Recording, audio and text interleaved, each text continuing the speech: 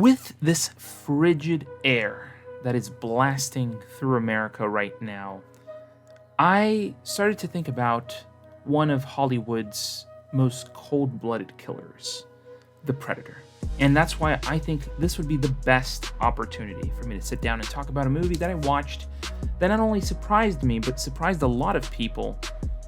And that's Predator Badlands. Now, just getting through this real quick, I am going to mention spoilers, but I'm not even going to put up the spoiler warning because this movie's already been out for a couple months now. So I feel like that's more than enough time for you to have actually gone and watched the movie. And if you haven't already, go watch Predator Badlands and then come back so we can discuss about it. But I want you guys to know this movie is definitely worth watching for a couple reasons. Let's start off with the approach this movie takes. Typically, you are, thrown into a Predator movie where you have to focus on the human aspect of the movie. The humans are the central focus of where this, entire franchise started. Whether it was in the very first movie, which felt more like a war type film where they were going after, the Predator in that movie. And then ultimately past that, you get, obviously Predator 2, where, you follow around Danny Glover, as a cop, and he's in the city, and, he's going around trying to figure out what's going on. And then you see him going into eventually into the Predator, ship. So I feel like all those aspects were very human-centric. And I feel like the approach of this movie completely moves the human aspect out of the way and makes you truly focus on the Predator himself. And I feel like that approach actually works. Specifically for this film, having the Predator be the protagonist of a movie actually works because ultimately you are building the lore of that character. You are building essentially the storylines that work behind the scenes for that character. And ultimately, in this film, we actually get a name for this race of characters. Ultimately, we always call them the Predator, the Predator, the Predator. But I feel like in this specific case, it's good to know that they're called the Yautja. I feel like that's the correct pronunciation. The Yautja is, this clan of, hunters, and they ultimately go out to hunt and to prove their worth. So I feel like every single thing falls in its place when it comes to this story and how they play out the storylines in this film. Now, one of the big factors as well that makes this movie absolutely great is its casting. Now, obviously, you only have really two actors the entire movie that actually represent what the dynamics are at play here. So you have, obviously, Dek, who is our main Predator in this movie, played by Dimitrius Schuster-Koloamatangi. He is great as the Predator.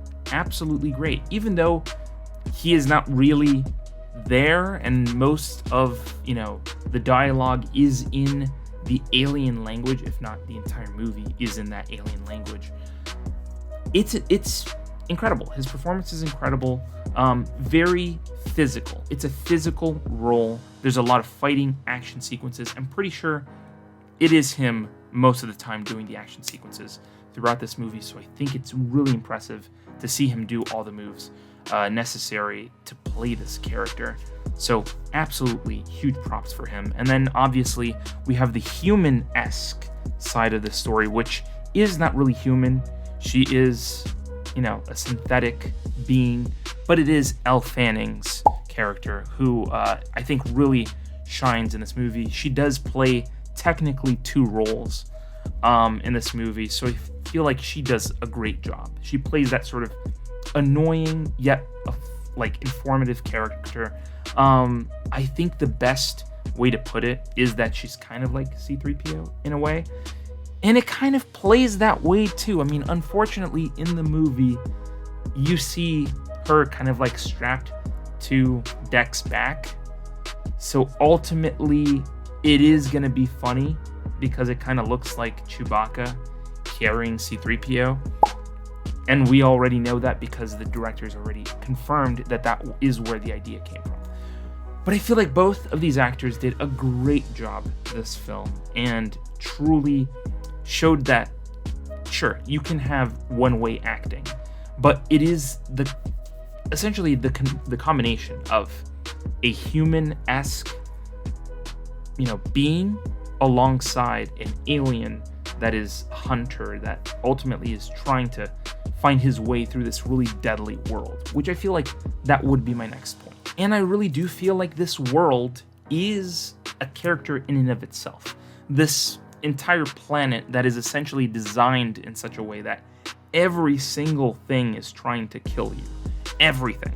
If it's not the vines trying to kill you, it's the plants. If it's not the plants, it's some animal that is gigantic trying to kill you. Or it's like a little monkey, which, by the way, the little monkey-like character that we get in this movie, cute little character. I get it. I get the idea. It's to sell you on a little character, sort of a Grogu-esque character, which is great. I get the idea. And it worked. It worked for this film. He's funny. He's, engaging with the characters. And I don't know, for me it worked. Maybe for some people it might have not worked, but little alien character wins for me. And now another positive that I can definitely see this movie having, even though for some people it probably isn't a positive, or it probably is a positive, and that's the length of this movie. This movie, I think, is like about an hour and a half long, maybe a little bit less than an hour and a half long. It's a great length for the pacing of this movie. There's not a single moment in this movie where I feel like it dragged at any moment. I feel like everything was on pace, on time, really on the dot for what needed to be done in this movie. I honestly, it's truly is like mind-blowing when you can get a movie that is well paced, because some movies can be 2.5 hours long, maybe 3 hours long, and they just drag on. And I feel like this movie doesn't need to be long, and it delivers on what it promises. Now, unfortunately, I did not get the opportunity to see this movie in theaters, and ultimately I saw it when it came out on digital. But I feel like this is definitely the type of movie I would have gone to see in theaters. I feel like this is the type of movie that you can sit back for about an hour and a half and just enjoy it. Just sit back and enjoy the film. And honestly, it's not a difficult story to follow. It's essentially a hunter that is out to kill the biggest beast possible and prove to his clan that he is the hunter that they say that he's probably not. But honestly, he proves himself. And he proves that not only can he fight this giant creature, but ultimately he befriends the child of that creature, and that ultimately pays off in the end. So that's a big plus. I gotta give him props for that. I gotta give huge props to the writing team that actually put all of this together, because you would have never expected that the Predator could possibly be the protagonist of his own story. And do I personally see a possibility in the near future of maybe a sequel to Predator Badlands? I do have to say, there is a huge possibility that this movie could have a sequel, because if you would just take a quick little look at the Rotten Tomato score of this movie, yeah, it scored pretty high. And that's a good indication that people want to see more of this type of movie.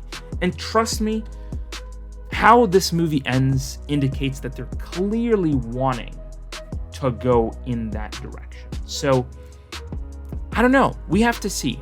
I think that since it's a lower budget film, and I would say like a modest amount of people went to see this movie in theaters, and I believe that because of its streaming success, I do believe that we might see a sequel to this movie maybe in the near future. I would not be surprised if like maybe a year, maybe 2 down the line, we hear about a sequel to this movie, because it did a great job, and I'm more than happy to go to the theater and see a sequel to this. And all in all, I don't think I can find any sort of major problem with this movie. The pacing's great, the actors are great, the action sequences of this movie are fantastic. Honestly, like, you could easily take a kid to go see this movie, which is insane when talking about a Predator movie. But then again, I feel like since it's in that PG-13, area, honestly, it's a fun watch. It's a really fun watch to just go and see a Predator be the protagonist of his own movie, and also, lead into possibly a future film. Add lore to the world of the Predator.